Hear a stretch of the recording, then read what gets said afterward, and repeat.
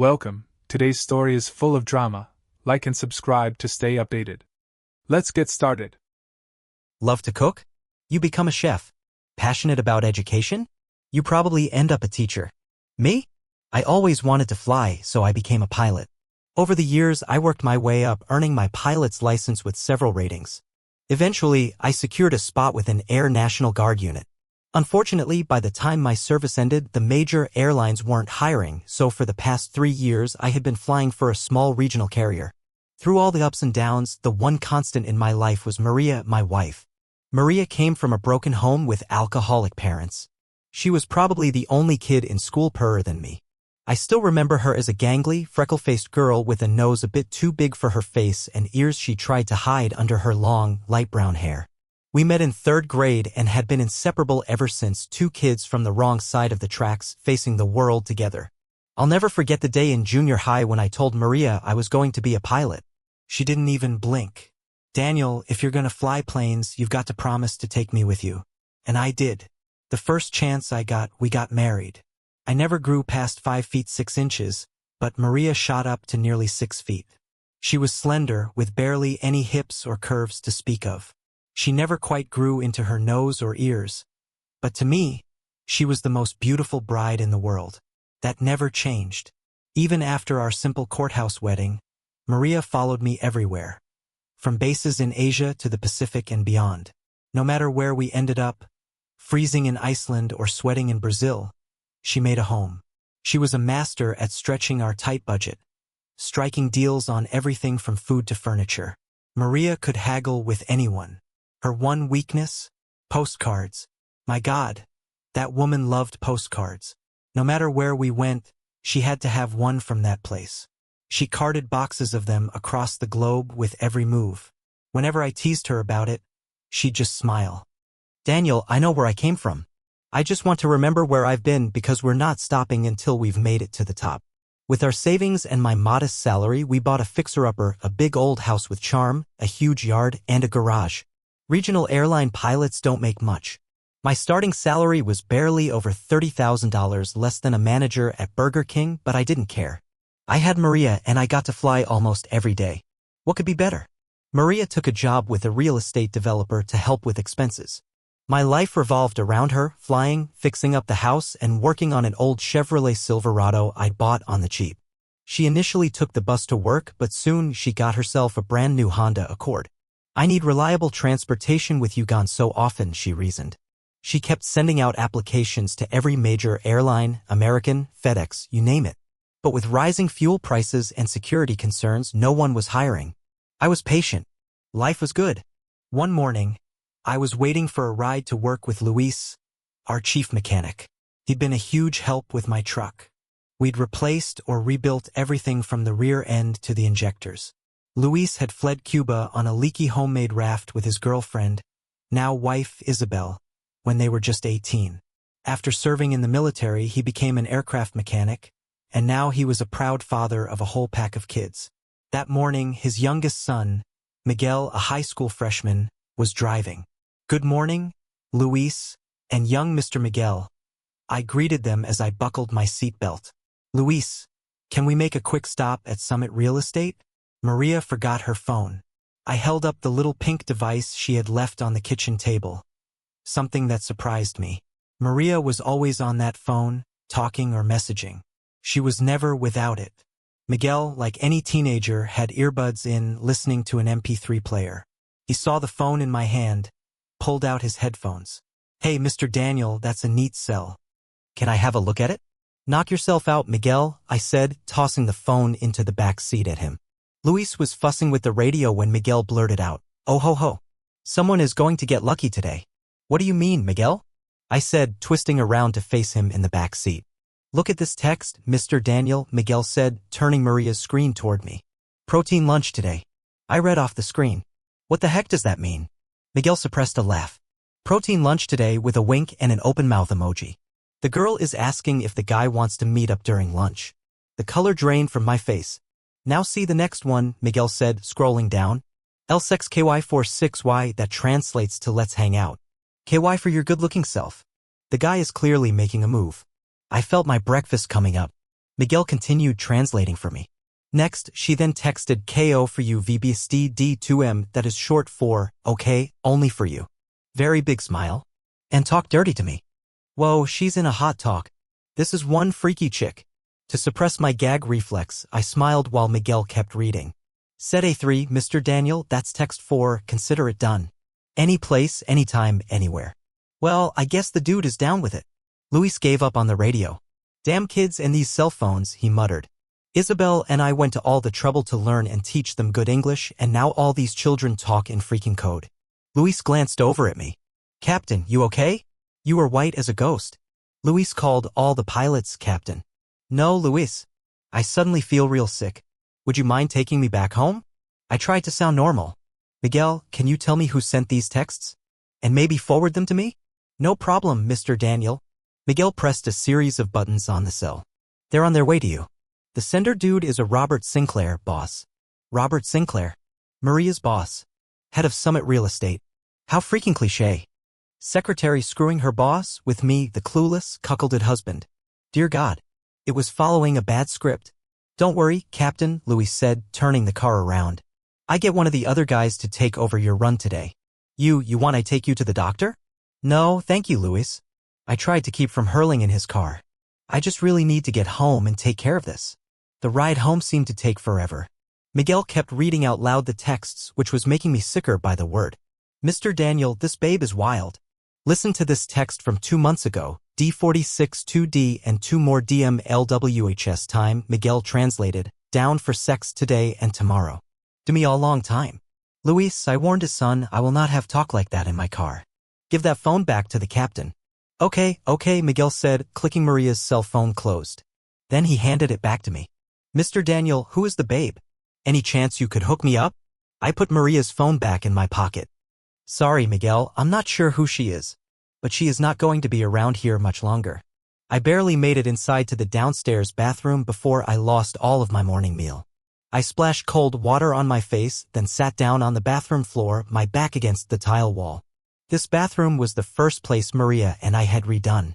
We had known little about tile work, even less about plumbing, but together we had gotten it done. Our method of celebration after the bathroom remodel completion had left a smile on my face for 2 days. Could Maria be cheating? I thought about Robert Sinclair. He was over 50, almost 2 decades older than both Maria and me. He was the kind of guy you think of when you think of a real estate developer, twice married, 6 feet tall, with a trim build, a constant tan, dyed hair with added plugs to fill in the bald spots. A big booming voice, always a handshake or joke accompanied by a hearty backslap. Maybe that was it. Just a joke. I hoped feverishly. It's all a crude flirting joke Maria and Robert were playing. I knew Robert had 2 kinds of jokes, those he told when in mixed company and those crude ones he told when only men and no minorities were around. That had to be it. Otherwise, why else would Maria be texting and using terms like an empty-headed 18-year-old? I mean, Maria had all those texts about sexual experiments when I knew from personal experience that was a no-go. Get real. How would a middle-aged man like Robert even know all these teenage text terms? I grabbed onto this hope like a drowning man holding onto a life jacket. It made me feel better. My breathing was returning to normal. I would stop by Maria's office on the pretense of taking her out to her favorite diner and find out what the hell was up.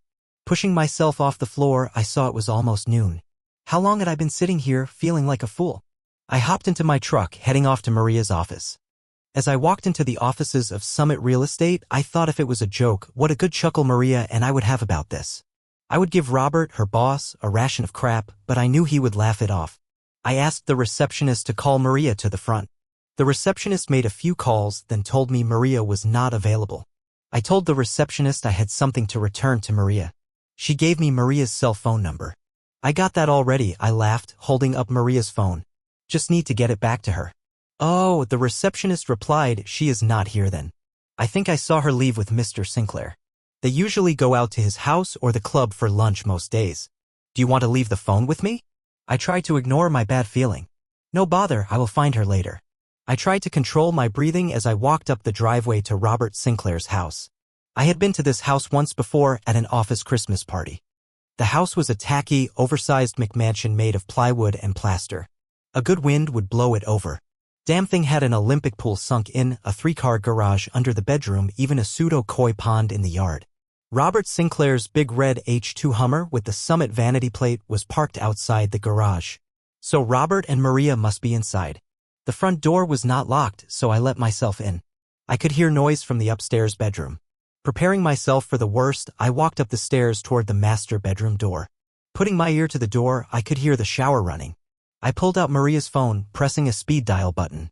Inside the bedroom, I could hear the muffled ring-tone of a cell phone. I took a step back from the bedroom door. Robert Sinclair, the voice answered. Hi, Robert, I said into my wife's phone. Listen, Maria left her phone at home this morning. The office said she was with you. Can you tell me where you were so I can drop her phone off? Even better, let me talk to Maria. Greetings, Daniel. Robert's voice boomed through the earpiece. We are on our way back to the office now from the club. We just finished a working lunch with a client. Stopped by my house for a quick second to pick up some papers. Maria is in the powder room now. Hold on. I stepped up to the bedroom door, opening it a crack. I saw a naked Robert cover the mouthpiece and yell into the bathroom. Damn it, Maria. Get out here.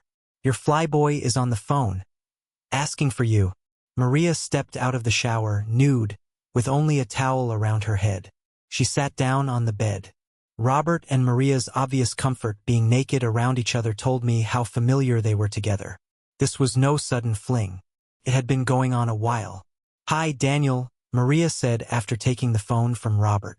He sat next to her and began pinching her. Maria pushed his hands away while talking. Then Maria started stroking Robert as she cradled the phone between her ear and shoulder. How are you doing? I'm so glad you found my phone.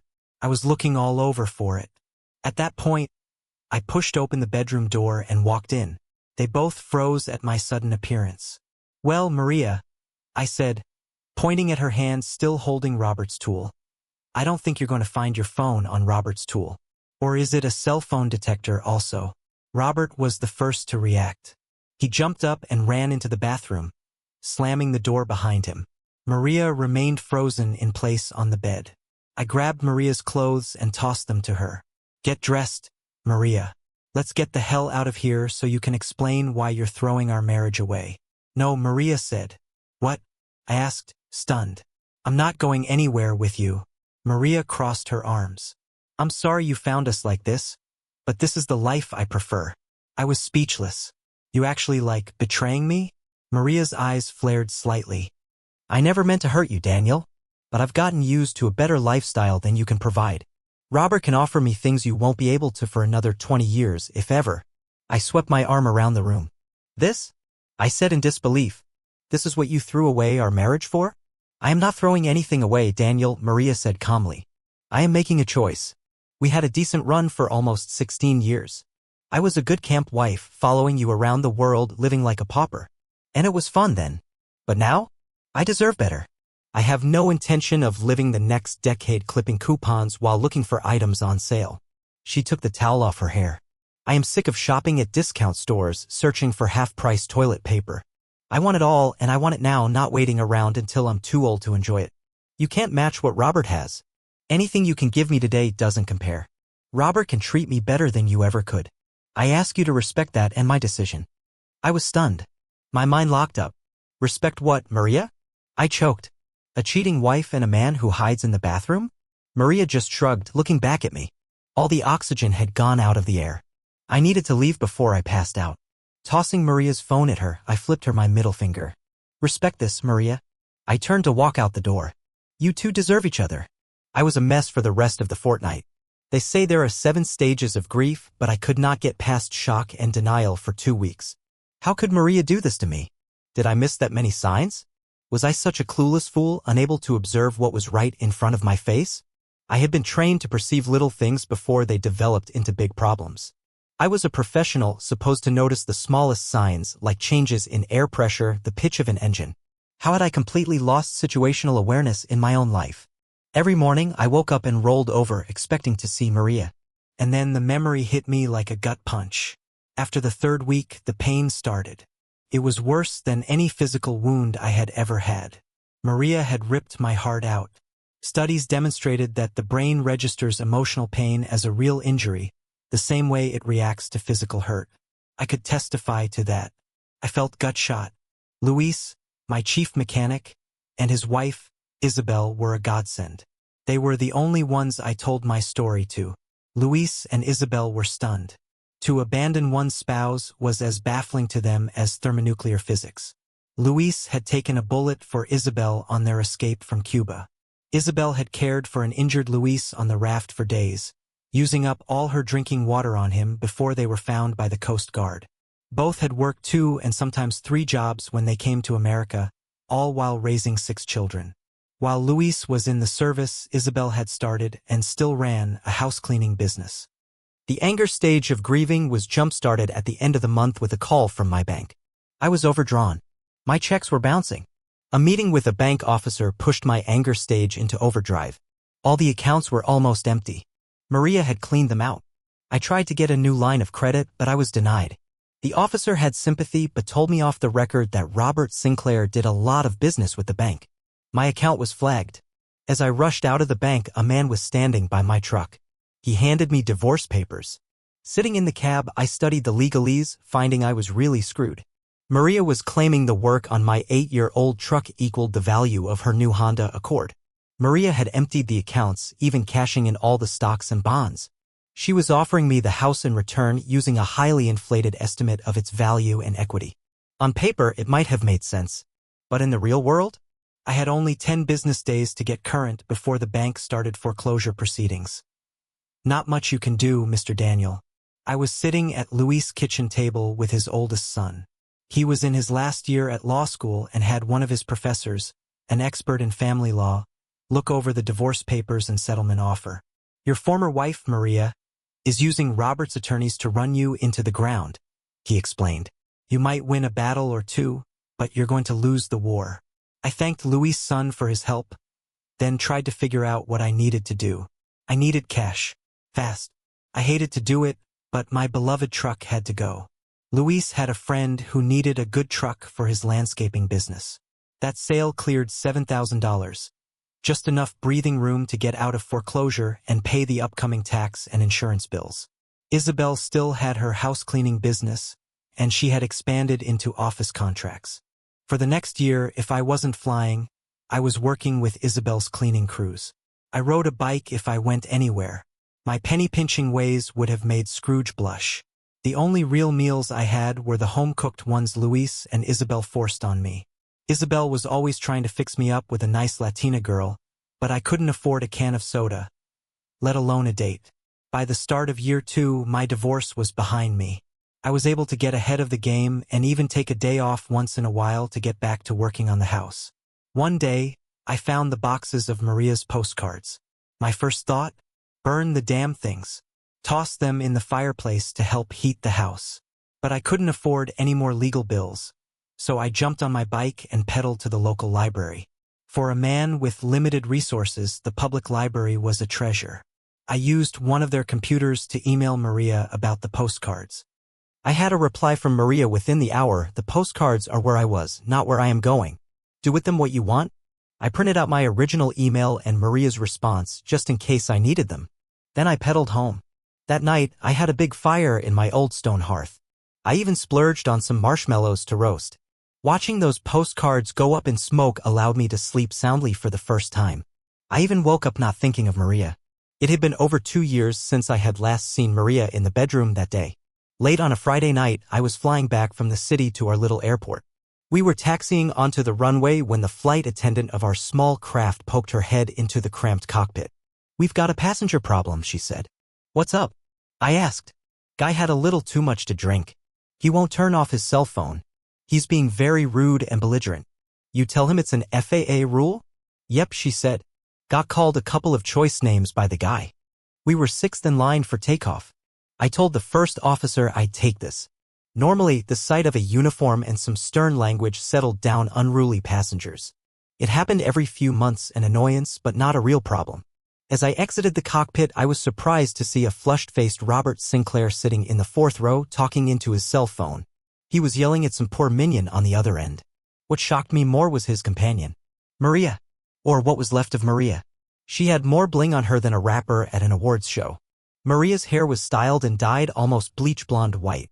Her once generous nose was gone, replaced by a tiny button. Maria's ears no longer stuck out. They had been cut back so far they were almost unnoticeable. Her lips, however, were pouty, puffed out like those on a trout. All the freckles were missing. Her skin was pulled so tight across her face, it reminded me of a taut balloon ready to pop. But what stood out most? Maria's chest. It was huge. Maria was easily a double D now. She must have had 10 pounds of plastic in her new bolt-on fake rack. Well, at least I knew where the money from our accounts went. Good thing Maria didn't waste it, I muttered to myself. Getting my thoughts back together, I launched into professional pilot mode.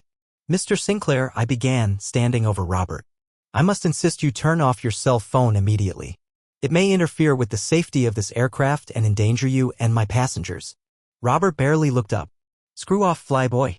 I paid for my ticket. I'm trying to save a deal worth more than you and this shitty airline put together. I turned to Maria. Maria, can you please talk some sense into your traveling companion?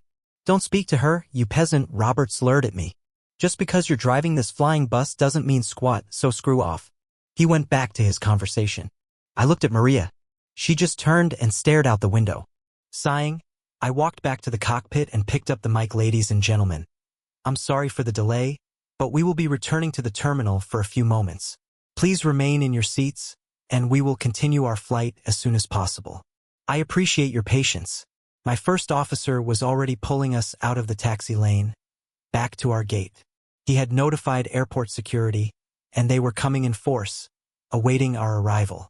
It was not a pleasant experience for Robert Sinclair. 3 no-nonsense, burly Metro Airport police officers, followed by a Department of Homeland Security official, boarded the aircraft. Robert was removed in handcuffs. The DHS officer told me Robert would be charged with interfering with a flight crew, endangering the safety of an aircraft, plus a host of other charges. As the plane was on the runway, these were all federal offenses. The DHS official further explained that Robert would spend the weekend in lockup as federal court is not in session on weekends. As a bonus, he would be placed on the Do Not Fly list, automatically banned from any air travel for the next 120 days. Good luck getting off that list. Icing on the cake? Robert was to be billed for the fuel used to taxi the plane to and from the runway as well as gate time and other ground crew costs. Couldn't have happened to a nicer guy, I thought. We taxied for takeoff. Luis, Isabel, and I were sitting at their kitchen table. Their middle daughter had just been accepted into medical school. She is so smart, my daughter. Luis was into a few celebratory drinks. She's going to be a brain rocket surgeon. I smiled but waved away his offer to refill my glass.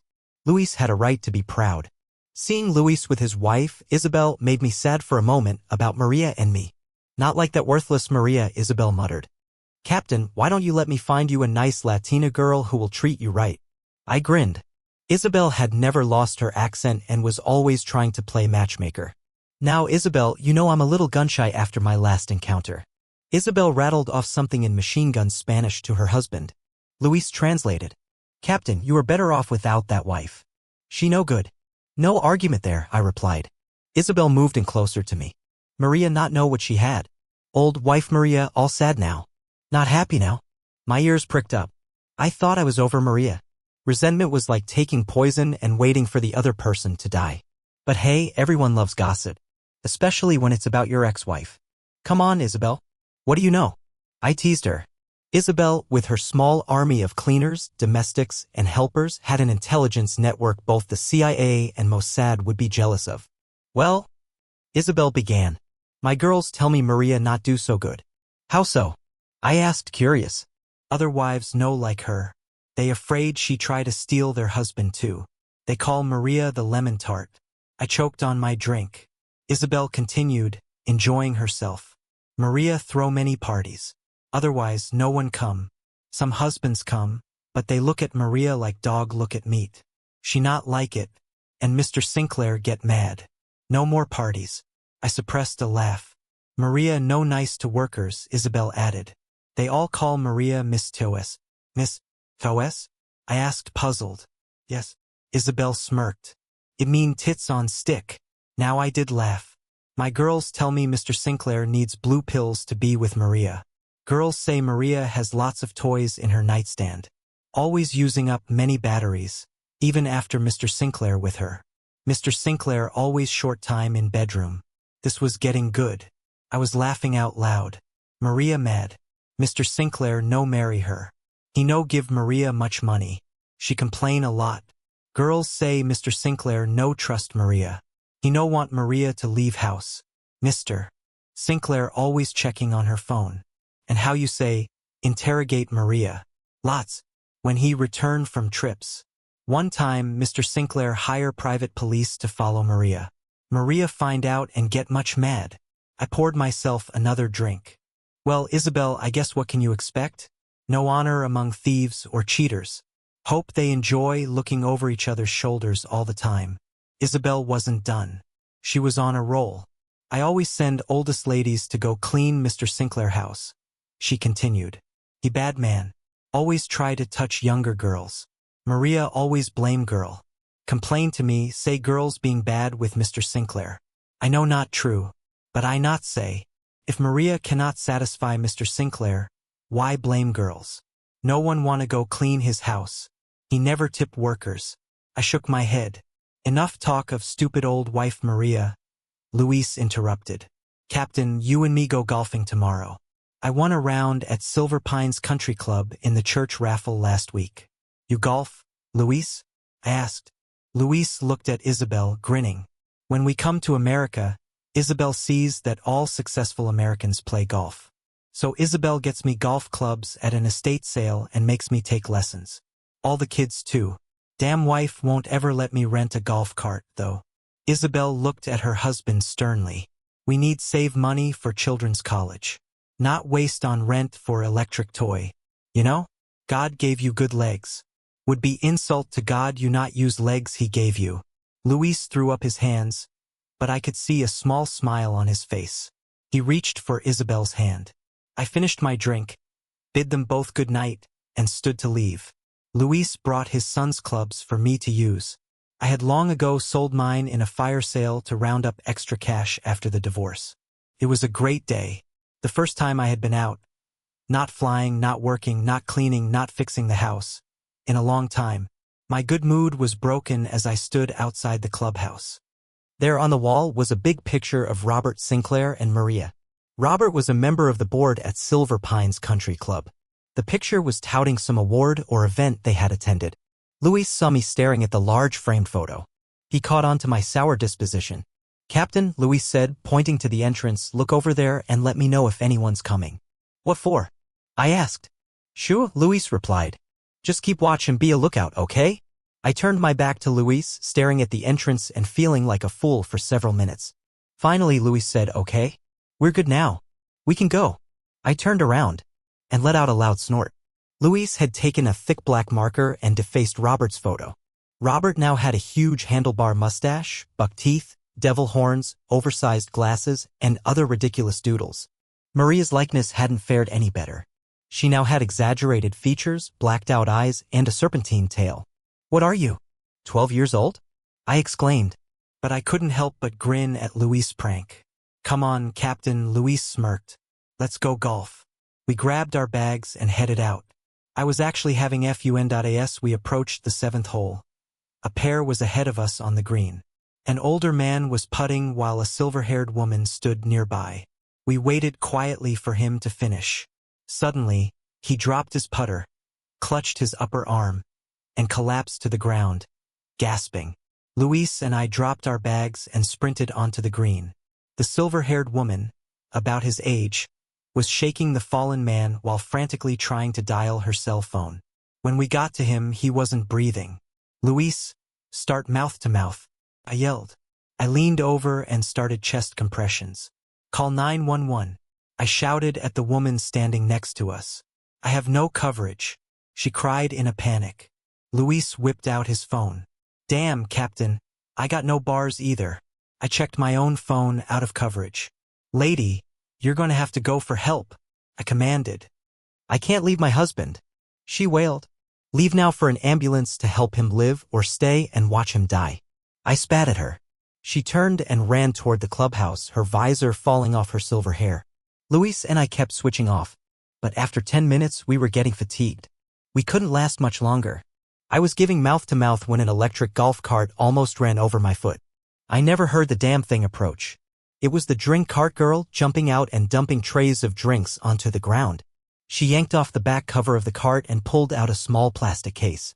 Kneeling next to me, she flipped it open, pulling out a portable defibrillator. The kind you see in shopping malls and airports. "Back off," she ordered, pushing me aside while ripping open the guy's shirt.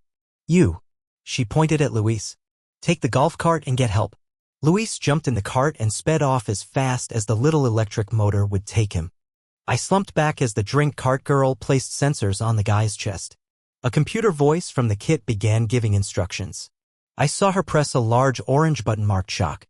The guy's chest jumped once. Then again. His eyes fluttered open. She checked his pulse, then turned to me. "He's breathing, but we need to get him real medical help now or he's toast." Just then, the roar of a diesel engine came out of the rough. A Ford F-250 pickup truck flew out of the trees and onto the green, stopping right next to us. It had gardening tools hanging all over it. A magnetic sign reading Ramos and Sons Landscaping was stuck on the door. Luis jumped out of the driver's seat. "Recognize your old truck, Captain?" He grinned. "The damn golf cart battery died on me." I saw this beast and figured we had a better chance taking the guy directly to the hospital. I motioned toward the guy on the ground. "Luis, grab his feet. I'll get his chest." I turned to the drink cart girl. "I'm Daniel, this is Luis. Let's get this guy out of here." She nodded. We piled into the truck, her in the front with the guy, while Luis squeezed into the tiny back seat. I slid into the driver's seat. "Hold on, this is gonna be rough." I gunned the engine. The power-stroke diesel gave a loud roar. Horn blaring, I sped across the fairway, barely missing a foursome teeing off. We tore through a sand trap and neared the outer edge of the course. A high chain-link fence blocked our way. The drink cart girl pointed. "There's an old gate about a mile that way. We don't need no stinking gate." I growled in my best movie accent. "Grab onto something." I never let off the accelerator. The Ford Powerstroke versus Made in China chain-link metal? No contest. Score 1 for American diesel power.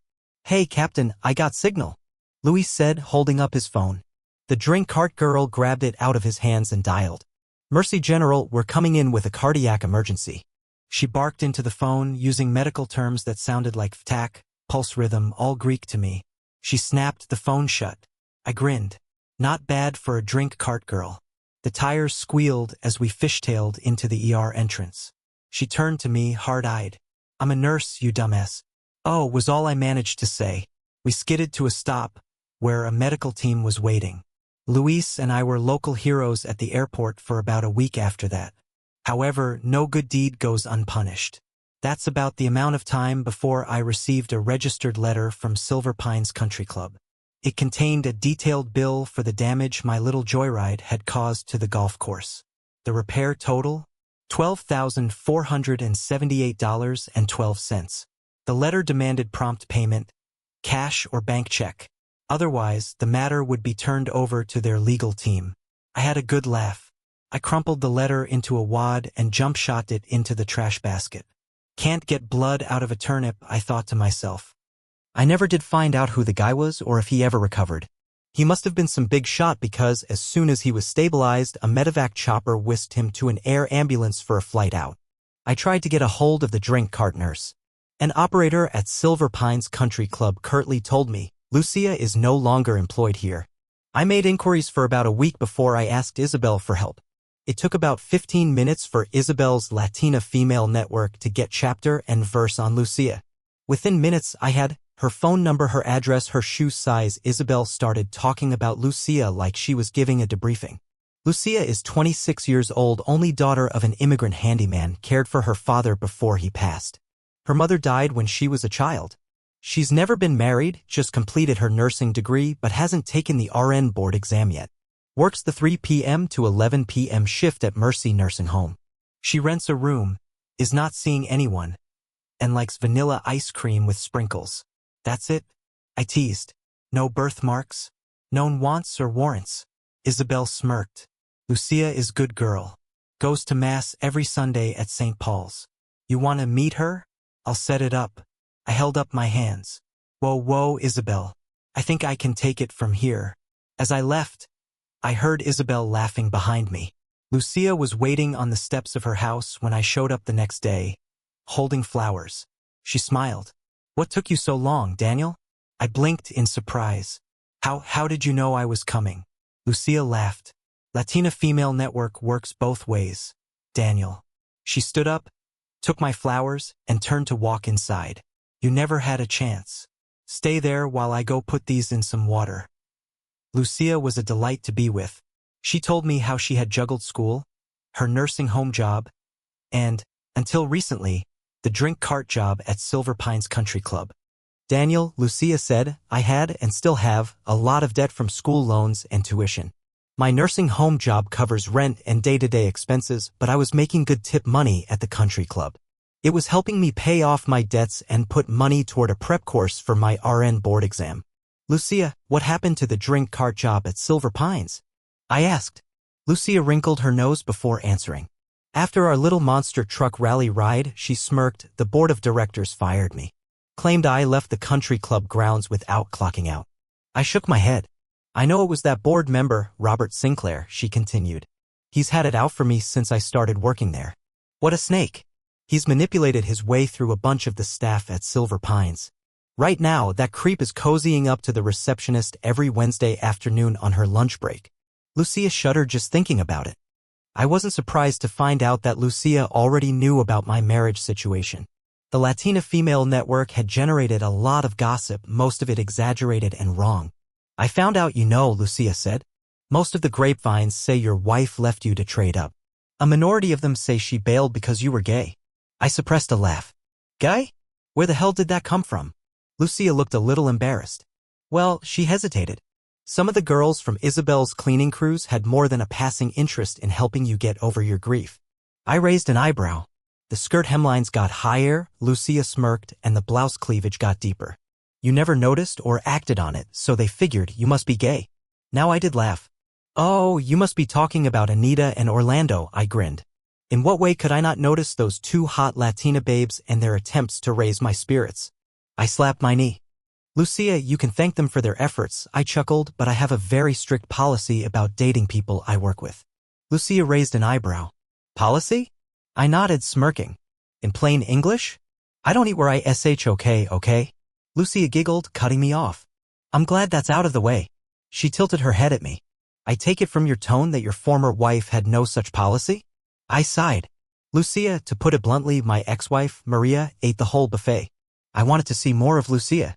When I left that night, she gave me a passionate kiss on her doorstep. Daniel, I'm not a prude, Lucia whispered against my lips, but I'm not some easy lay either. Can we get together again tomorrow? Lucia, I'm working on the house tomorrow, I said. I'm having trouble hanging a door. She raised an eyebrow. Maybe you got the mortises too shallow. How did you adjust the reveal? Reveal? Mortise to who? Lucia rolled her eyes. Good God, Daniel. She smirked. Give me your address. I'll see you bright and early tomorrow morning. And she did. Lucia had grown up helping her father, a day laborer and handyman. What Lucia knew about house repairs and remodeling rivaled the cast of this old house. What she didn't know. She showed up at my place with one of her nursing home residents, a retired master craftsman. The place was full of them. They loved getting away and spending the day instructing us on their specialties. Everything from tile work to plumbing. It was like having my own personal home repair contractor union. We didn't have a lot of free time, but every moment we had, we spent together. Lucia and I had been getting closer every day. One evening, after refinishing the dining room table, I was in the shower when I felt a cool breeze. Through the mist, I caught the erotic sight of a naked Lucia entering the stall. Your hot water heater is too small, Daniel, Lucia whispered, reaching up to hold my face. We need to share the heat. I grabbed Lucia's soft cheeks in my hands as we embraced. It was magic. Unfortunately, Lucia's previous statement was true. My hot water heater was too small. We were just getting into it when the water turned ice cold. Lucia yelped and scrambled out of the shower, slipping on the floor. I followed, laughing. We collapsed onto the bed, breathless and shivering. Lucia caught my face in her hands. Your turn first, Daniel, she teased, her eyes dark with desire. The sensation was overwhelming. After so long, it didn't take long before I felt myself losing control. Lucia, I tried to warn her, but she only doubled down, holding me firmly. A wave of intensity washed over me as she stayed close, ensuring not a moment was lost. I lay back, breathless, as Lucia crawled up beside me, snuggling in. Lucia, that was unreal, I gasped, still catching my breath. A lady likes to be appreciated, she teased, batting her eyes. I grinned. Oh, you're about to find out just how much you are. I shifted under the covers, determined to return the favor. Lucia trembled, gripping onto me as waves of sensation overtook her. Her breath hitched. She pulled me up toward her. Daniel, I need you close, she murmured. But we have to be careful. Careful? I echoed. Suddenly, I realized what she meant. Do you have any protection? She asked. My heart sank. I hadn't expected the night to unfold this way. Lucia, I admitted sheepishly. I don't have any. That broke the mood. Lucia sat up in bed. Daniel, I really want to make love with you, she said. But I'm not on the pill. And I'm not taking any chances. No problem, Lucia, I assured her. I'll take care of it. But there was a problem. I had no car. The nearest store selling what I needed was over a mile away. What was I supposed to do? Ride my bike to the pharmacy like some 14-year-old on his first date? Take the freaking bus? I did what every pilot does when they get in a jam. I called my chief mechanic. I explained the situation to Luis over the phone. Don't worry, Captain, Luis chuckled. I haven't used rubbers since I left Cuba, but I think I know where I can get some. I'll fix you right up. Stand by, we'll be right over with what you need. I ran back upstairs to keep Lucia occupied and in the mood, one ear listening for the doorbell. 10 minutes later, ding-dong. Lucia, I'll be right back. I kissed her quickly and sprinted down the stairs, hopping on one foot while trying to put on my boxers. I opened the door and froze. Instead of Luis standing there, it was his youngest son, Miguel. Hi, Mr. Daniel. Miguel grinned. I blinked. Miguel? Miguel held out a strip of condoms still in their health clinic wrapper. Dad told me to give these to you, he said cheerfully. Took them from my school's sex ed class. These are the good ones. I saw the writing on the wrappers, practice safe choices. Oh, thanks? I stammered. Miguel leaned in, smirking. Hey, you got that babe from those texts in there with you? I sighed. Great. I was now discussing my sex life with a kid who couldn't legally buy booze yet. No, Miguel, I said, trying to maintain some dignity. This is a very special lady. Miguel nodded knowingly. Cool. I get it, he said, pointing over his shoulder at his car. I got my best girl with me tonight, too. I looked past him. A pretty young college girl was sitting in the passenger seat. She rolled down her window and waved at me. Hi, Mr. Daniel. Love your house, she called out sweetly. So much for my dignity. I gave a stupid frozen smile and waved back. Miguel punched me on the shoulder. All right, Mr. Daniel, I gotta go, he said. Text me if you need more. I closed the door behind him and muttered, God, please let this night get better. It did. And the morning was even better. I almost had to take Miguel up on his offer and text him for more condoms. Lucia and I lay tangled in the sheets, her head resting on my chest. I traced slow circles on her bareback. Lucia, I murmured, I've been thinking about this for a while. Will you move in with me? Lucia propped herself up on her elbows. Daniel, I'm not some bimbo moving in after a night of passion, she said firmly. I grinned. I'd love to have you in my bed every night, I admitted. But this is also a practical proposition. We can live cheaper together than apart and you'll save on rent. That gets you closer to your goal of funding your RN testing course and board exam. Lucia hesitated. Daniel, I'm no freeloader, she said seriously. I'm not some low-rent hooker trading for free room and board. I always pay my way. I reached for her towel, tugging playfully. You still will, I said. Trade your amazing home improvement skills instead of rent. Personally, I feel like I should be paying you for everything you've done. Lucia sat up, thinking hard. I held my breath. Finally, she turned to me. Daniel, do you think Luis will lend us his truck to move my stuff Friday? She removed her towel and slid back into bed. Lucia and I had been together for 6 months. The house had never been in better shape. And I was happy. Sure, I was still flying, still cleaning houses, still logging every FA allowed flight hour. But I had Lucia in my life. I wanted to marry her. But I knew she wanted to get her license and career started before settling down. I was willing to wait. Then came the housing crash. And it hit our town hard. Most directly, it destroyed Summit Real Estate, Maria and Robert Sinclair's company. The whole operation crashed and burned within a week.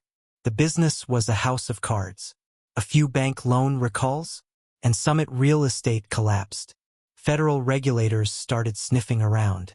Robert had been playing fast and loose with the rules, commingling funds, mortgaging properties he didn't really own. The man was drowning in debt. And in the end, Robert Sinclair took it like the man he was. Late one night, dressed in his best suit, he sat in his shiny H2 Hummer with a bottle of JW Blue. He ran the engine, closed the garage door, and sucked in the exhaust. I felt bad for the people he left in financial ruin. But for Robert Sinclair? Not one damn bit. Oddly enough, Maria barely even crossed my mind. A few weeks later, I was walking home from the bus stop. It was dusk. Even in the dim light, I recognized the lone figure sitting on my porch steps. I sighed. Of course. I approached. Maria didn't move. She just sat there. "Hello, Maria," I said. She looked up. "Hello, Daniel," she replied. She didn't get up. I stood over her. "Maria, I wish I could say it's nice to see you," I said. But we both know that would be a lie. I gestured toward the door. "If you'll excuse me, I've had a long day. I'd like to go inside. Can I pass, please?" Maria didn't stir. "How come you're walking, Daniel? Where's your truck?" I stared at her. "Maria," I said flatly. "You're sitting on it." Maria looked around, confused. Then realization dawned. "Oh," she said. "You sold it for the house." I nodded. "Yeah. Why?" she asked. "You loved that truck." I sighed. "I loved a lot of things back then, Maria," I said. "You learn to do without when you're forced to." I gestured toward the beat-up gym bag she had been sitting on. "What about you, Maria?" I asked. "What brings you here?" Maria sighed heavily. "Daniel. I just got out of the hospital." I stiffened. "Hospital?" Maria nodded. 2 weeks ago." I crossed my arms. "I'm sorry to hear you were ill," I said neutrally. "I wish you a speedy recovery. However, I don't see how your health is my concern anymore." Maria looked up at me. Her face was different. It wasn't just the nose job, the fake lips. One whole side of her face drooped. The corner of her mouth sagged. Her eyelid was half closed. She clutched a cane in her right hand. I exhaled slowly. Maria spoke. "It was a stroke, Daniel," she whispered. "A result of the carbon monoxide poisoning." She swallowed. "I was lucky the maid came early that morning. Otherwise, I would have been gone." I stood there, silent. Maria dabbed at the corner of her mouth with a handkerchief. "The whole right side of my body is weak," she continued. "And I have trouble with my short-term memory. It gets worse when I'm tired." I exhaled, rubbing my temples. "I'm sorry to hear that, Maria," I said carefully. "How are you doing now?" Maria's lips trembled. "That's why I'm here, Daniel," she admitted. I need some money."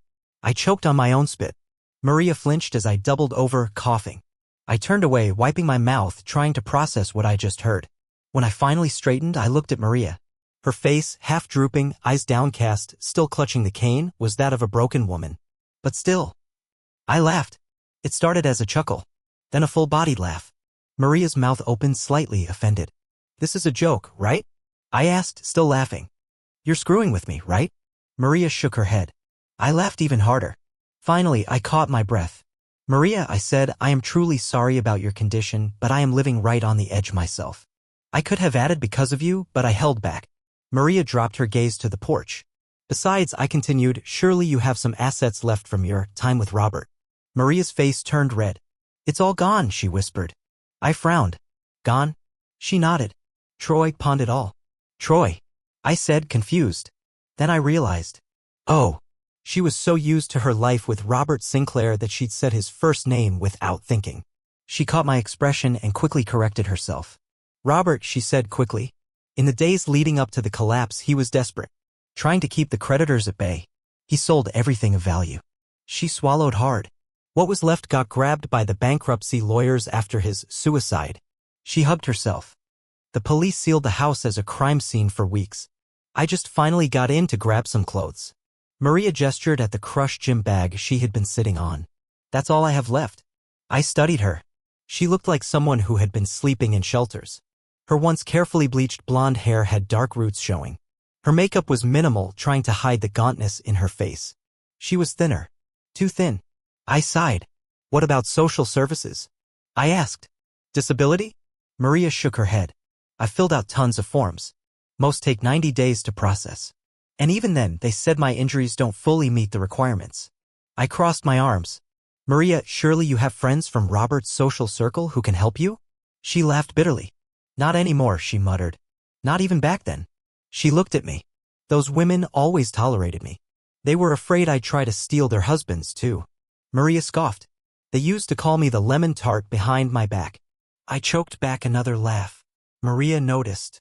Yeah, laugh it up, Daniel, she said dryly. I know I deserve it. She sighed. No one wants to help a gold digger.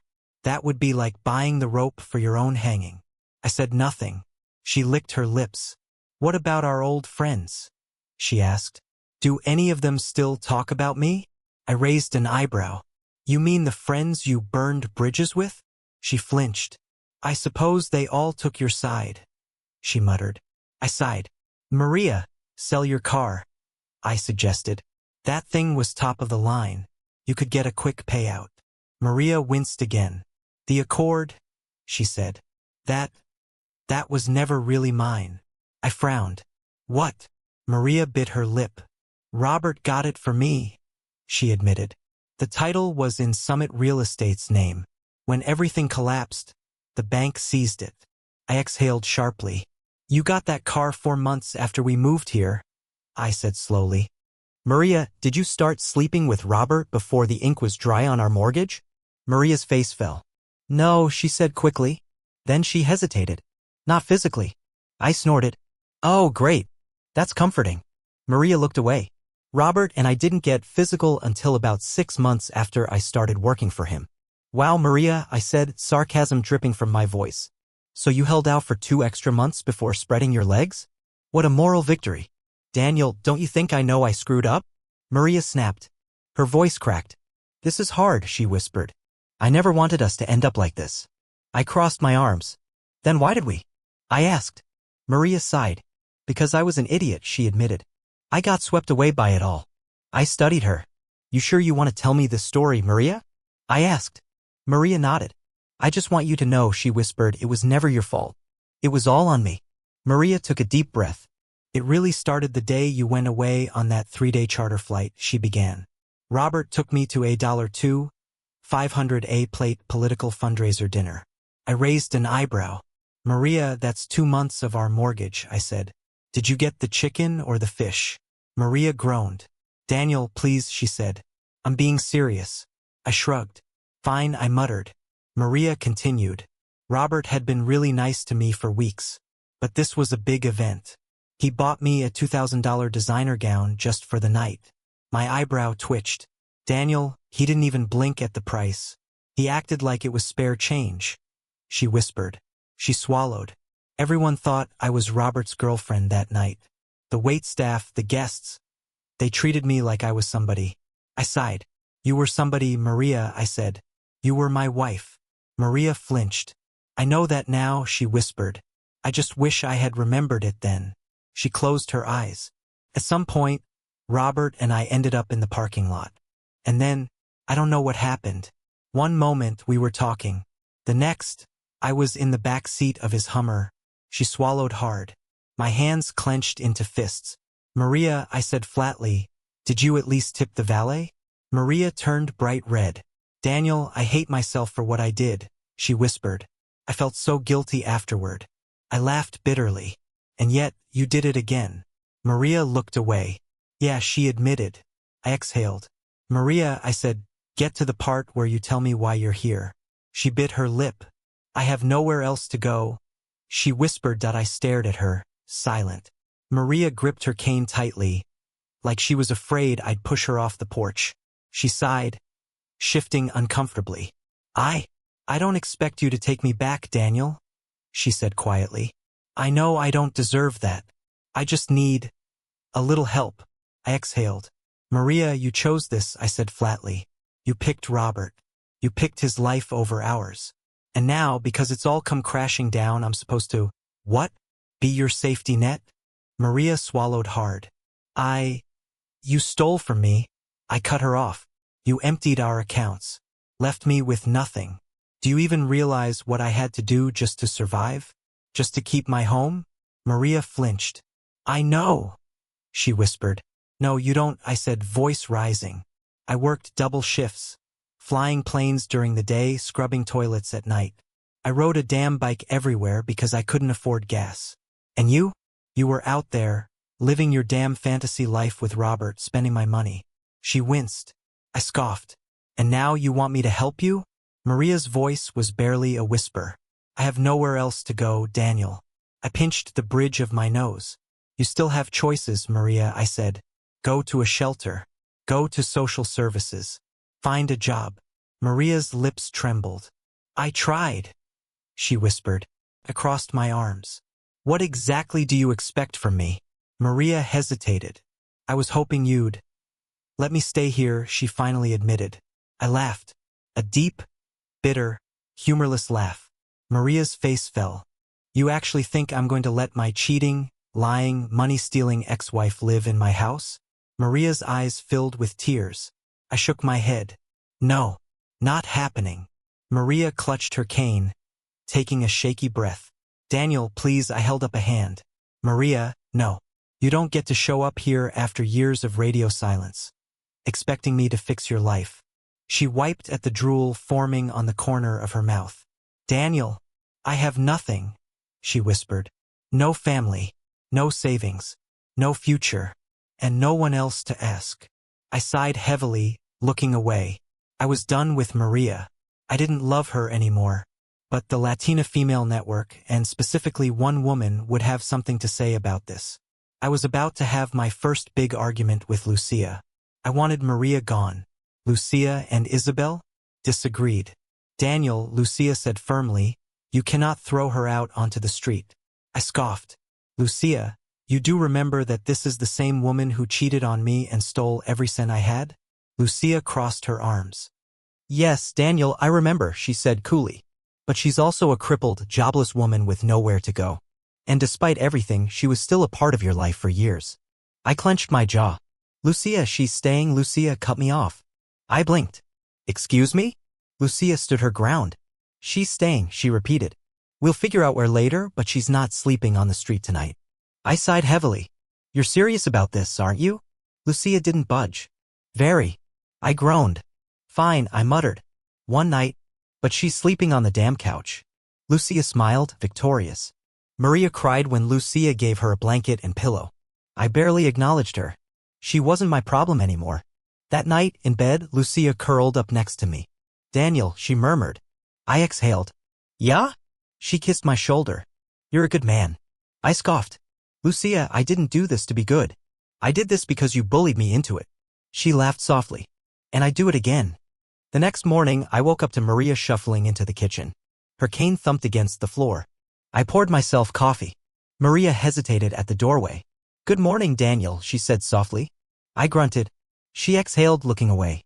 Do you still have our postcards? I took a slow sip of my coffee.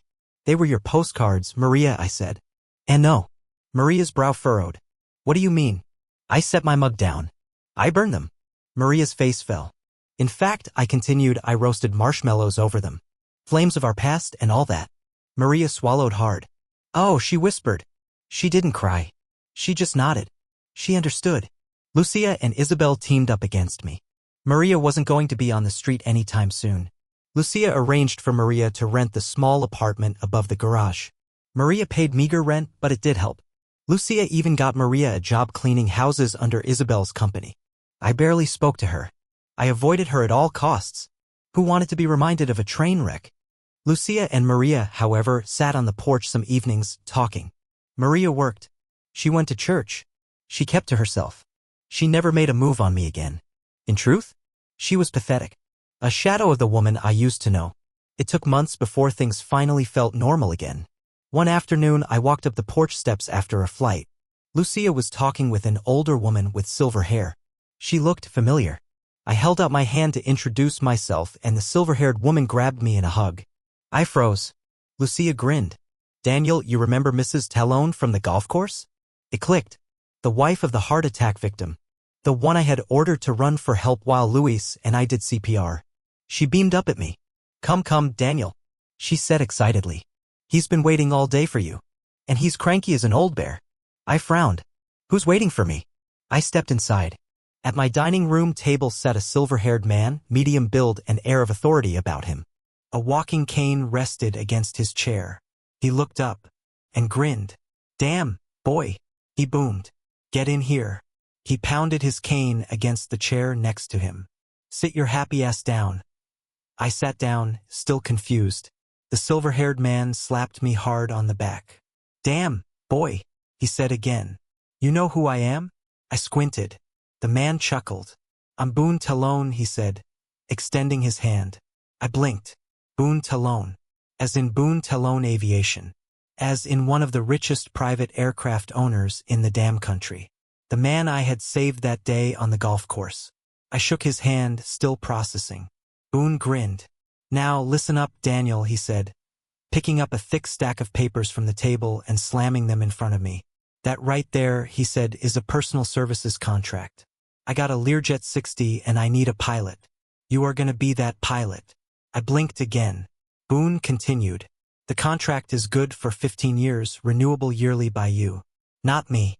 Not my company. You. Salary increases every year. Big-ass signing bonus. And you don't gotta do shit but fly when I tell you to." He slapped the table. "Only way you screw this up is if you crash the damn plane, and if you do that, well, you'll be dead, so you won't get paid anyway." I stared at the contract. My eyes popped out of my skull at the salary. It was stupid money. Lottery-winning money. I looked up at Boone. "Mr. Talone, this is more than generous." But what, Daniel?" Boone interrupted. "You saved my life, boy. I always pay my debts.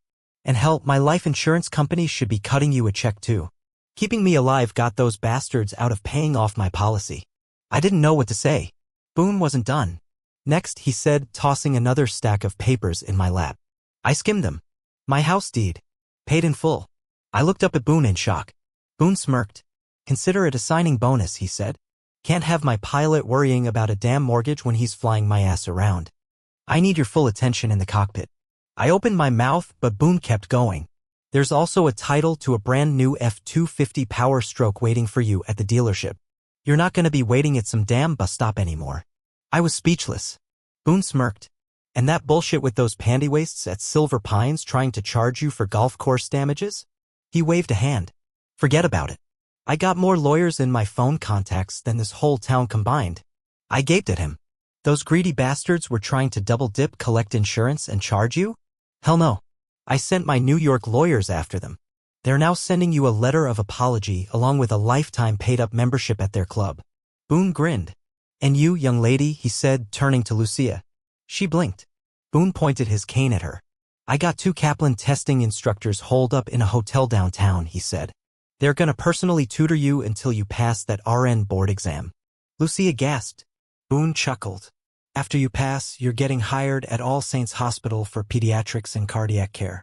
And after a year, you're getting trained to be my flying nurse." Lucia clapped a hand over her mouth. Boone wasn't done. "I also found out you got student loan debt." "Not anymore. Paid in full." Lucia's eyes filled with tears. Boone winked. "And before you argue, let me tell you why," he said. "I do a lot of angel flights, flying sick kids across the country for medical treatment. You're gonna help me with that. So consider it your signing bonus." Lucia rushed up and hugged Boone. "Careful, honey." Boone chuckled, patting her back. "A young babe like you hugging me might freak out my pacemaker." Lucia laughed through her tears. I was still in shock. Boone looked back at me. "And don't worry, Daniel. I didn't forget Luis." I perked up. Boone grinned. "That Cuban son of a bitch wouldn't take a dime from me," he said. "So I had my people track down every university his kids attend. Their tuition, books, housing, everything is paid in full. Same for Isabel's cleaning company. She's about to get a major contract boost." He leaned in. "But don't tell her. I'd rather deal with the IRS than cross Isabel." I choked back a laugh. Boone grinned, standing up. "One last thing," he said, tapping his cane against the floor. I raised an eyebrow. Boone pointed at Lucia and me. "You two," he said, "get married." Lucia gasped. I blinked. Boone smirked. "I don't like my employees living in sin," he said. "So get your asses down to a priest, preacher, rabbi, imam, I don't care who, and make it official." Lucia grabbed my hand. I looked at her. She was beaming. And suddenly, I realized, Boone was right. I squeezed Lucia's hand. Let's do it. We got married at Silver Pines Country Club, on Boone Tallone's dime. It was a huge event. Boone called it our wedding present. Lucia and I went on a honeymoon cruise, courtesy of Boone. Maria was there at the wedding. She was stronger. She still needed a cane. She still had memory issues, but she was stable. She still rented the apartment above the garage. She even started seeing someone, a nice, down-to-earth guy from her church. And honestly, I wished her the best. She was the past. Lucia was my future. Lucia still sends Maria postcards from wherever we fly. Maria still collects them. She and Lucia still sit on the porch some nights, going over them together. But soon, that's going to stop. Because Lucia and I have something bigger to plan for. I rubbed my hand over her growing belly. 3 months left, she whispered, smiling. I kissed her. I was going to be a father. For the first time in my life. I had everything I ever wanted. That's the story. Did Maria deserve a second chance? Comment below. Like, share, and subscribe. See you next time.